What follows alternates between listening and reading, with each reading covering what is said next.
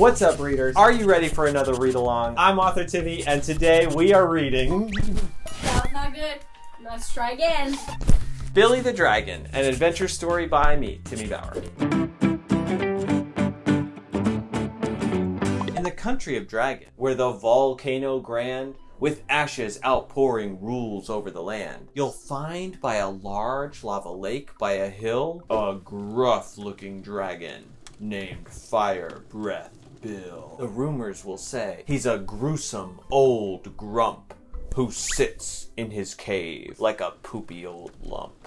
Fools they must be, 3 young dragons brave, who sneaked from their yards just to go near this cave. I heard, Said the tall one in low, quiet tones. he eats boys like us just to gnaw on our bones. Did you hear of the guy, said small dragon Steve, who wandered alone there and never did leave? I heard he was roasted. I heard he was toasted. Well, I'm not afraid, the small dragon boasted. Then you can go first. Now, wait just a minute. This just isn't fair. I'm the tiniest here. I don't have a prayer. Don't worry, old buddy.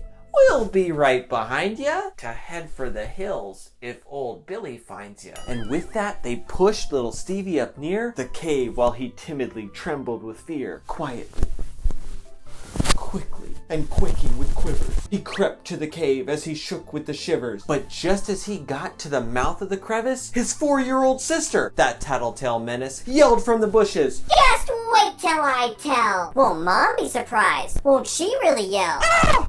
Steve squealed. I don't care if you snitch. Just quiet before Billy hears all of this. It's too late for that. A grumpy voice burped, and they froze in their places. Their legs wouldn't work. It's Billy, all right, as mad as can be. What are you kids doing on my property? Just leaving! They squeaked, attempting to flee. But wanting them all to leave him alone, Bill had an idea to send them on home. He glared down at Stevie and Jeffrey and Jim, each of them nervously pleading with him not to be selfish, not to be rude.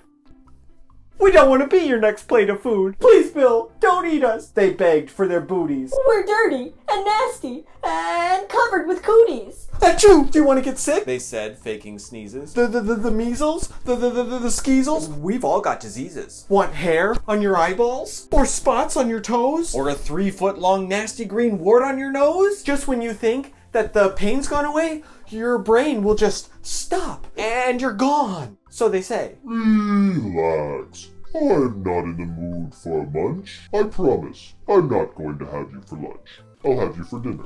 With pepper, a touch. And salt, but not much. And potatoes, tomatoes, and cucumber paste. Only the best for my fine sense of taste. Then screaming, the 3 of them ran for the hills, away from the terror of Fire Breath Bill. What did we do? Said Jeffrey, confused. What were we thinking? Said Jim, just blinking. What have we done? Said Steve when he realized just who didn't run. My sister! She's still at the cave! Up off your bum, boys. It's time to be brave.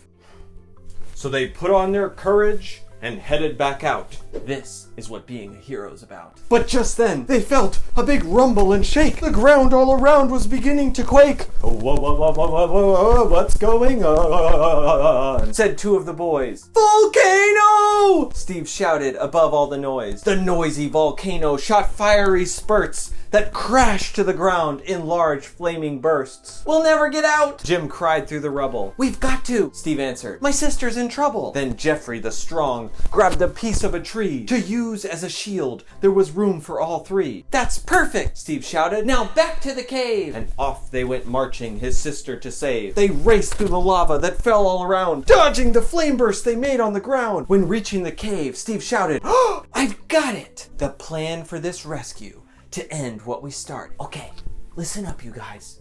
Here's what we'll do." Then he whispered the plan to the brave other 2. If we want to win this, we have to split up. And once we get started, there's no giving up. Then marching back up to the cave without fear, each wearing a frown, a scrunched nose, and a sneer. Ensuring their throats were thoroughly clear, they shouted to Billy, "Get right back out here." He stepped from his cave, and to his surprise, came a big loud distraction to let Stevie hide. Jim shouted as he started to dance. Like a crazy gorilla with ants in his pants. And just when he did that, Steve dove and took cover as two partnered dragon twins danced like no other.